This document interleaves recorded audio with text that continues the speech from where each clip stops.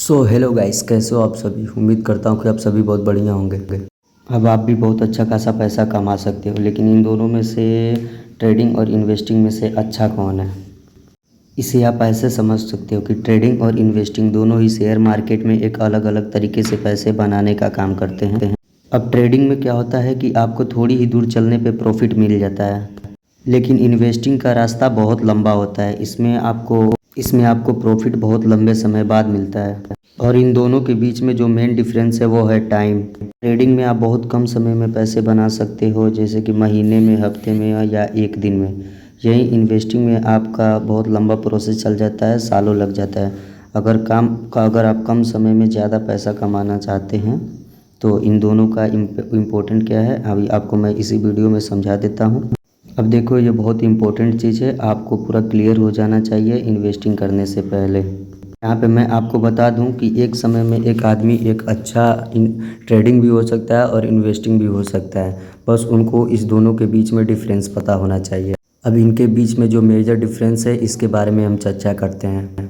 अब मैं आपको ये भी बताऊंगा कि आपको ट्रेडिंग करना चाहिए या इन्वेस्टिंग करना चाहिए। सबसे पहले आपको इसके कॉन्सेप्ट पे लेके चलता हूँ। इसे समझाने के लिए आप लोग को मैं एग्जांपल देता हूँ कि मान लो जैसे कि एक बाबूराम आदमी, वह एक मोबाइल का दुकान खोलता है। उसकी दुकान बहुत बढ़िया चल रही थी, वह मार्केट से सस्ते दाम पे मोबाइल लाता था।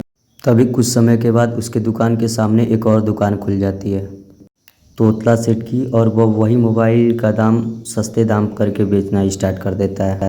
मतलब कि बाबूराम जो फ़ोन 10,000 का बेचते थे, वही फ़ोन तोतलाराम 9,000 का बेचता था। हालांकि अब तोतला सेठ के मोबाइल के दुकान पे सस्ते मिल रहे हैं, तो इसलिए अब भैया बाबूराम के दुकान पे कस्टमर तो आ रहे थे, तो इसलिए वह दिन भर हाथ में टीवी का रिमोट लेकर टीवी देखता था और सारी ग्राहक तोतला सेठ के पास जाने लगते थे। तभी वह टीवी में एक न्यूज़ देखता है, जो मोबाइल वह सस्ते दाम पे बेचते थे वह मोबाइल चिप के शॉर्टेज के कारण मार्केट में बंद हो गया था। तो यहाँ पे बाबूराम के दिमाग में एक आइडिया आता है, क्योंकि मोबाइल का डिमांड लोगों में बहुत ज़्यादा है और मैन्युफैक्चरिंग ना होने की वजह से अब उसका सप्लाई बंद हो जाएगी। अब यहाँ पे देखो, बाबूराम दो काम कर सकता है। पहला ऑप्शन ये है कि वो रोज़ सवेरे उठते ही तोतलाराम के दुकान पे जाकर उसके सारे फ़ोन 9,000 में खरीद और उन्हें वापस अपने दुकान पे 10,000 पे बेच के प्रॉफिट कमाए। और दूसरा ऑप्शन ये है कि वह रोज़ सवेरे तोतलाराम के दुकान पे जाके उसके सारे मोबाइल ख़रीद ले और उसे स्टोर करके रखे, उन्हें बेचे नहीं। इसी तरह उसको अपने कुछ समय तक, और जैसे उस फ़ोन का प्राइस मार्केट में बढ़ जाए उसे दुगुने दाम पे बेच सकता है। अब यहाँ पे ट्रेडिंग और इन्वेस्टिंग का कॉन्सेप्ट समझो। बाबूराम जब अपना मोबाइल 9,000 पे बेच रहा था तो वह ट्रेडिंग कर रहा था, लेकिन वहीं जब बाबूराम इस मोबाइल को कुछ महीनों तक स्टोर करके रखता और उसका जब प्राइस ज़्यादा हो गया तो उसे बेचा, तो वह इन्वेस्टिंग कर रहा था, क्योंकि वह डेली चीज़ों को सेल नहीं कर रहा, कुछ महीनों बाद सेल कर रहा है। बस शेयर मार्केट में फ़ोन की जगह यहाँ पे शेयर मार्केटिंग आ जाती हैं।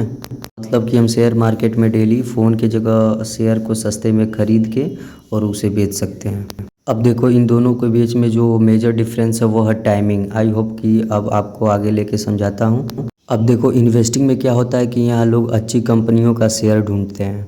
अब जैसे उन्हें अच्छी कंपनी मिलती है जो फ्यूचर में अच्छा खासा जनरेट करेगी, अच्छा खासा परफॉर्मेंस करेगी और इनकम बढ़ाएगी, फिर वो इस कंपनी के बारे में फंडामेंटल रिसर्च करते हैं और देखते हैं कि क्या ये कंपनी मुझे आगे फ़ायदा देगी या नहीं। अगर उन्हें इन सवालों का जवाब मिल जाते हैं तो वो उस कंपनी में पैसा लगा देते हैं, और जब कंपनी की अच्छी खासी प्रॉफिट हो जाती है तो वो अपने इन्वेस्टरों को थोड़ा थोड़ा प्रॉफिट देना स्टार्ट कर देती है, क्योंकि जो इन्वेस्टर होते हैं वो लॉन्ग टाइम के लिए इन्वेस्ट करते हैं और इसी फंडामेंटल को डिविडेंड कहते हैं। मतलब कि एक इन्वेस्टर को लॉन्ग टाइम में तो प्रॉफिट होता ही है और उसमें, लेकिन उसको बीच बीच में डिविडेंड भी मिलता रहता है, जो उसके लिए एक अर्निंग का काम करती है। मैं आपको बता दूं कि ऐसे बहुत सारे इन्वेस्टर हैं जिसकी सिर्फ डिविडेंड की कमाई लाखों करोड़ों तक है।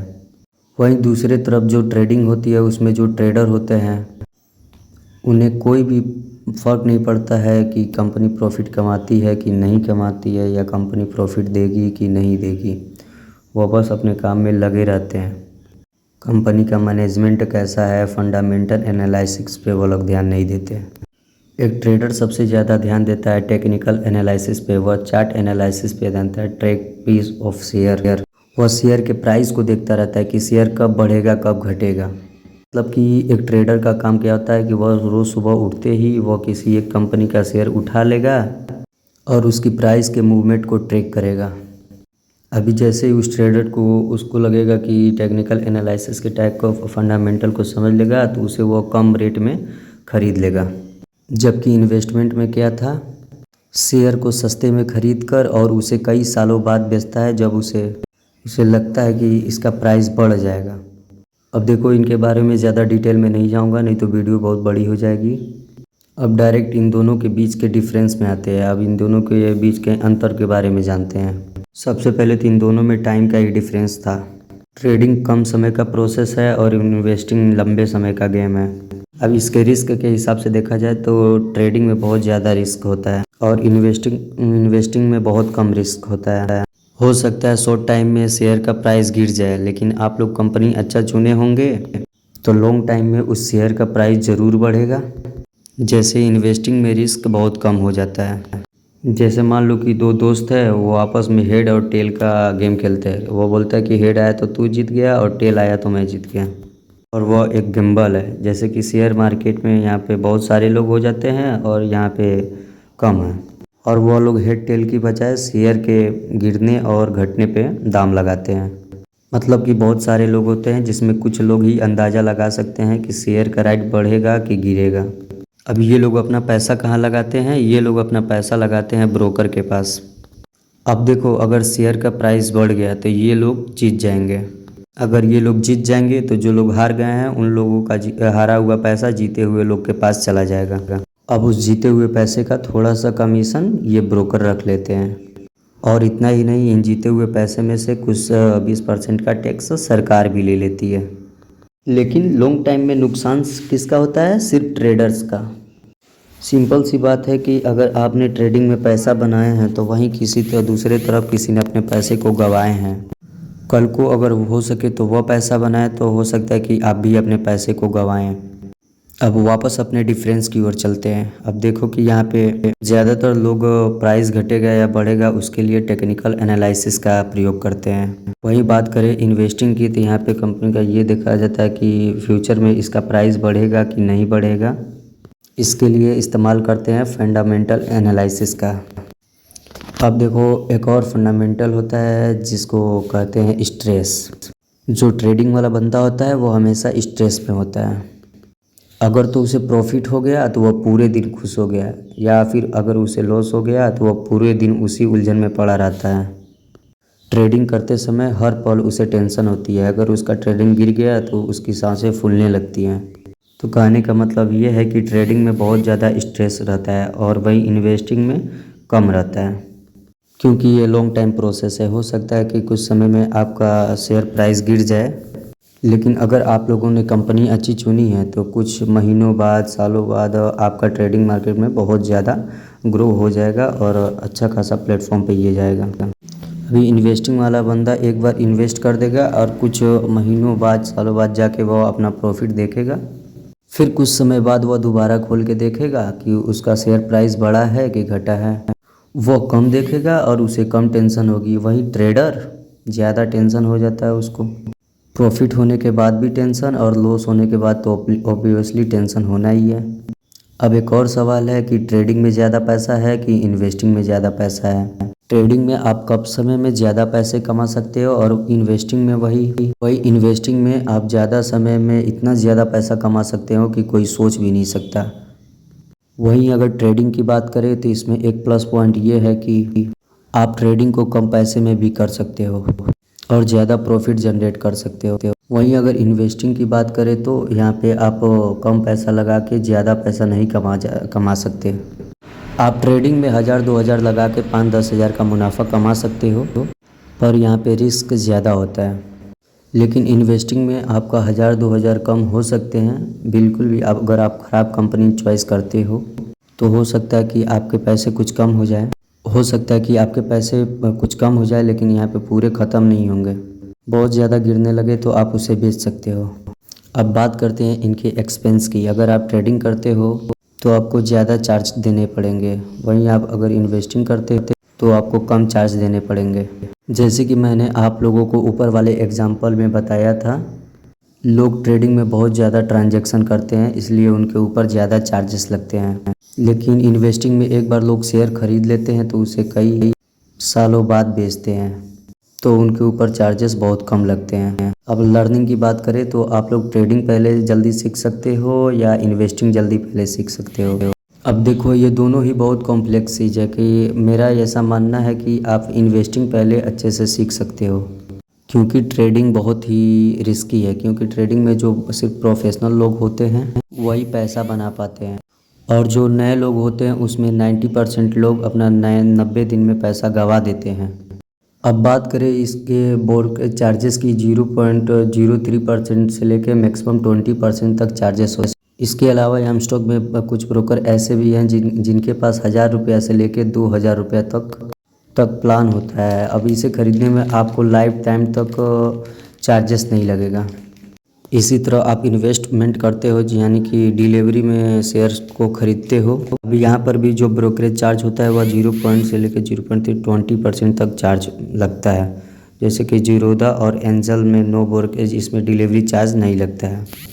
लेकिन इन एप्लीकेशन में आपको मेंटेनेंस चार्ज लगभग 300 से 350 रुपया ब्रोकरेज चार्ज देना पड़ता है। अब इसके अलावा गवर्नमेंट भी इस प्रॉफिट में से कुछ लेती है।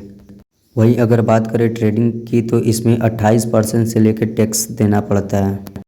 और अगर यहीं बात करें इन्वेस्टिंग की तो इसमें 20% तक चार्ज लगता है लॉन्ग टाइम के लिए। आप लोग के पास शायद एक डाउट होगा कि हम लोग ट्रेडिंग और इन्वेस्टिंग कितने पैसों से कर सकते हैं। तो इसमें आप मिनिमम 100 रुपये से लेके 500 रुपया तक कर सकते हैं, और इन्वेस्टिंग में भी आप 100 रुपये से लेके 500 रुपये से अपना ट्रेडिंग स्टार्ट कर सकते हैं। देखो, यहाँ पे एक बात और ध्यान देने वाली है कि अगर आप ट्रेडिंग करना चाहते हो या फ्यूचर एंड ऑप्शन में इन्वेस्ट करना चाहते हो तो इसके लिए आपको इनकम स्टेटमेंट होना एकदम अनिवार्य है। जबकि ट्रेडिंग में आपको इनकम स्टेटमेंट की कोई ज़रूरत नहीं होती है। आप अपना डीमैट अकाउंट खुलवाओ और इन्वेस्ट करना स्टार्ट कर दो। तो ट्रेडिंग और इन्वेस्टमेंट की बात अब यहीं पे ख़त्म करते हैं और आपको आगे की प्रोसेस में लेके चलते हैं। देखो, अब यहाँ पे आपको मैं बिल्कुल साफ साफ बता दूँ, अगर आप नए नए शेयर मार्केट के बारे में सीख रहे हो तब तो बिल्कुल भी ट्रेडिंग की तरफ मत जाना। आप सोचते हो कि 1000-2000 लगा के आप 5-10 हज़ार बना लोगे और उस 5-10 हज़ार को 1 लाख करोगे और उस 1 लाख को 1 करोड़ रुपए कर लोगे। ऐसा बिल्कुल भी नहीं होता। अगर आप नए नए शेयर मार्केट में आए हो तो इसलिए आप पहले शेयर मार्केट के बेसिक को समझो। आप डिलीवरी में शेयर को ख़रीदो। आपको जब धीरे धीरे एक्सपीरियंस हो जाए और आपको पता चल जाए कि शेयर मार्केट कैसे काम करता है, फिर आप ट्रेडिंग में आराम से कदम डाल सकते हो। लेकिन एकदम से ही ट्रेडिंग में ही मत करने लग जाना। पर इस एक चीज़ का आप लोग ध्यान देना कि जब भी आप ट्रेडिंग कर रहे हो तो उस समय आप ज़्यादा पैसा मत लगाना। आपको कम पैसे से स्टार्ट करना है, और जैसे जैसे ही आपका एक्सपीरियंस बढ़ता जाए आपको वैसे ही से आप अपना चलाना स्टार्ट कर सकते हैं। अब यहाँ पे एक बात और ध्यान देने वाली है कि जो भी आप प्लेटफॉर्म चुन रहे हो तो यहाँ पे ये देखना कि उसमें आपका अकाउंट मैनेजमेंट चार्जेस आपको ना देने हो या फिर प्लेटफॉर्म चार्जेस ना लगे। जिनके ऐप का यूज़र इंटरफेस इतना बढ़िया हो कि आप जब भी ट्रेडिंग या इन्वेस्टिंग करो तो उसका फेस इतना बढ़िया हो कि आपका पैसा क्रैश ना हो या फंसे ना। लेकिन मैं तो आपको यही सजेस्ट करूँगा कि आप ट्रेडिंग जब भी करना खुद के पैसे से करना और अपने पैसे को गंवाने का रिस्क